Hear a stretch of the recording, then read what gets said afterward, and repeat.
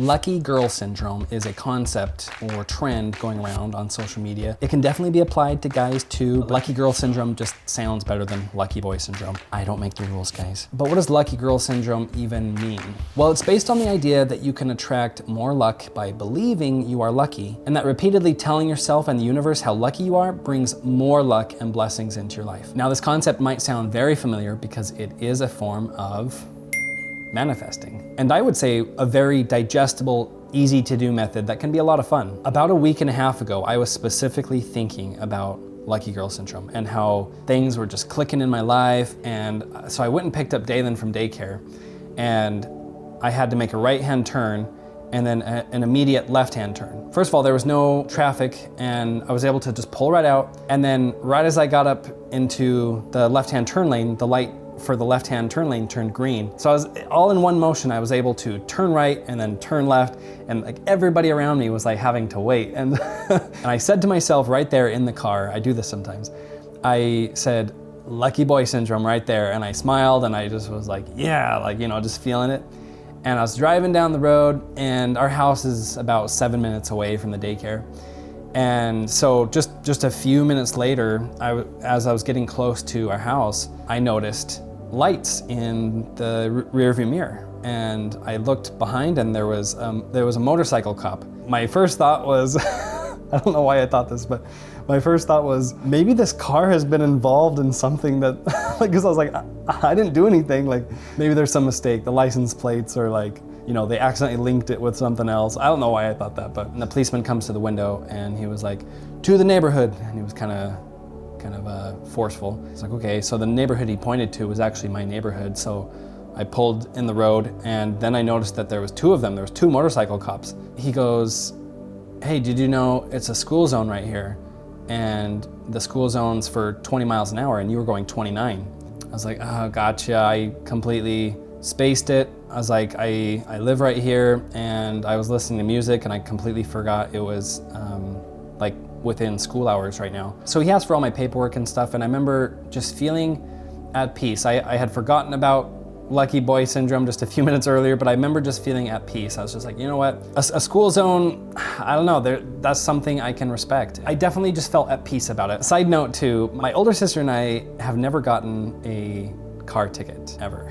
We've been pulled over plenty of times, at least I have, but we have not gotten a car ticket ever, and I'm not going to. I'm so happy and grateful that I have never gotten a car ticket. So we have this like little competition going of just like who can make it the longest without ever getting a ticket. And so that was something in the back of my mind, was like, okay, I think the streak's over. I think my sister won. But the policeman came back to my door and he was just like, hey, so I'm gonna give you a warning, but you know, gotta be careful around the school zones. And I was like, you got it. Thank you so much, I appreciate that. After he let me off and I pulled away, I just was like, lucky boy syndrome right there. The momentum was still there from when I felt it earlier. And I really think that that's a good lesson for me personally, is you don't know what's going to happen in your day. Choose to see the luck, the blessings, the things that are going well, the positive things. Focus on those. And that's just such a good example of what happens when you do, because you don't know what that momentum is going to carry over into and continue to just build and build. And like, I'm feeling it right now. I'm getting goosebumps. To me, that's something kind of cool about lucky girl syndrome. Doesn't take a lot of effort. You can do whatever you want to with manifesting and lucky girl syndrome. Like, there's no manifesting police that says you have to do it a specific way. But for me personally, when I manifest, I tend to kind of like, you know, take aside a few minutes of the day, get kind of in the zone, turn on some music, get that energy flowing.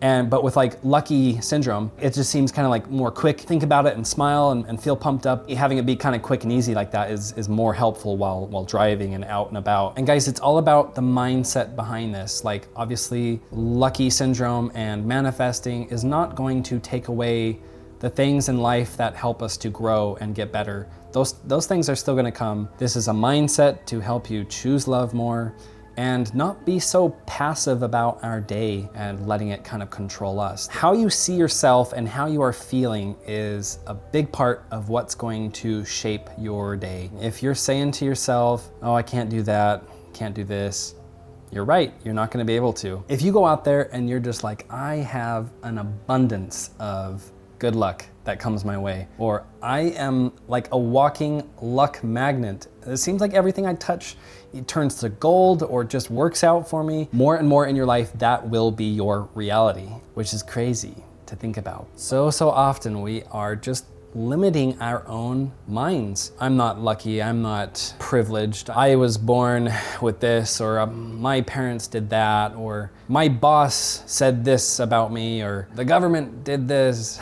Like, those may all be valid things that happened to your life and are part of your life experience. They do not have to limit your mindset or keep you down. If you choose to focus on all the payments that you're making, bad things that are happening to you in your life, it's going to be so hard to escape that reality. That's what you are creating, and that's what you are seeing, and that's how you're feeling. On the other hand, you can work towards removing limits of your mindset. You can work on, you know what? Here's a thing that I didn't love that happened to me. I am going to see it, and I'm just gonna let it go. I'm not gonna attach myself to it. I see this bad experience, it wasn't my favorite, I love what I learned from it. I'm gonna let it go, it's gonna keep going by me, and I'm letting it go, just like a helium balloon. We can let go of it, see it leave. What we can attach to is, oh man, I just feel so good, I feel so lucky, I feel such abundance in my life. I feel like things go so well for me, I feel like I have such great relationships, I feel like I have enough resources and money, and I have safety, and I have peace and prosperity, and all these things. We can focus on those things and attach our mindset to them, to where that's the majority of what we see and what we're creating and what we're attracting. We can manifest all we want, and we can choose to think how lucky we are all we want. But if we're not actually activating our self and our soul and getting out there, like let's say we're looking for a new job, like you got to put in the work to do your absolute best with the resume and the interview, and God, the universe, blesses those who help themselves, who put in the work. If you're not feeling happy, if you're feeling just meh and not feeling much of anything, that's not happy, that's unhappy.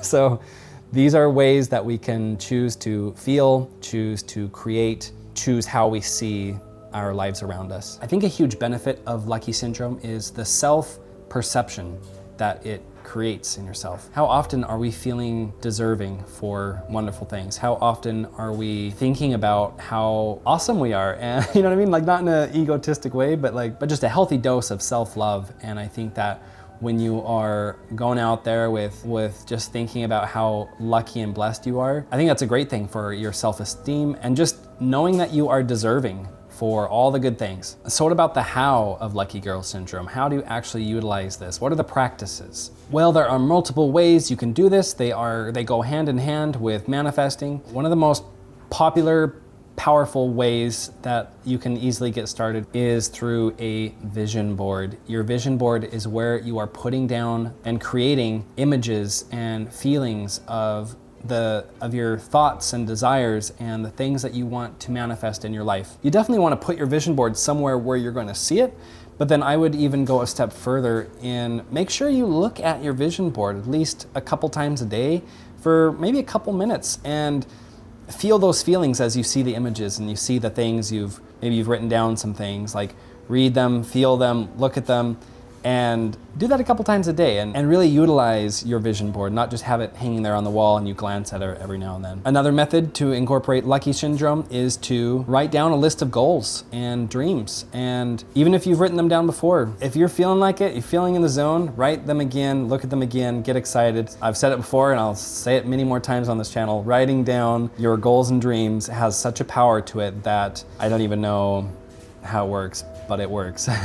Another thing you can do is have a visualizing session. That's where you can, get comfortable, is close your eyes and imagine yourself living out your dream life. Have some fun with it. What do you see yourself doing? What do you see yourself creating? What's your happiness? I totally am a believer that we have happiness already all around us. We have everything, we have enough, but at the same time, there's nothing wrong with visualizing additional experiences that you want to manifest in your life. Another technique is through affirmations. Write down or say aloud reaffirming statements to yourself. So an example of this would be, let's say you're you're wanting to manifest your first home. You've got your dream home on your vision board, you've written down your goals about it, but then some affirmations to say to yourself might be along the lines of, I absolutely love my beautiful dream house, or I am so happy and grateful that the process to find my dream home went so smoothly. I am amazed at how it seems like my dream home found me. Everything that I want is already on its way to me. My goals are easily achievable. I am a wealth magnet. My dream life is already on its way to me. I am loved and appreciated. I am the luckiest boy on the planet. I think another great example in my own life for lucky syndrome has been in my travels. I've had loads of people that always want to know, like, oh, did you ever feel in danger in Peru and the Philippines and all the other places you've been, Mexico, you know. You can just tell they're coming from like a fearful mindset about the whole thing. Like, obviously you want to be smart and make good decisions, but then like after that, it's just like, I've gone through my travels accidentally with just having the mindset of what a time to be alive, what a amazing chance to see other cultures. And I'm not saying that your mindset is gonna 100% protect you, but you're definitely gonna be attracting better, safe experiences. Everything in our lives is working out the way it's supposed to, but we can choose to focus on the luck, the blessings, the manifestations, and bring that momentum throughout our day. Then it's gonna just happen more and more. If the law of attraction and manifesting interests you and you'd love to learn more about it, I do have another video that I think you'll enjoy.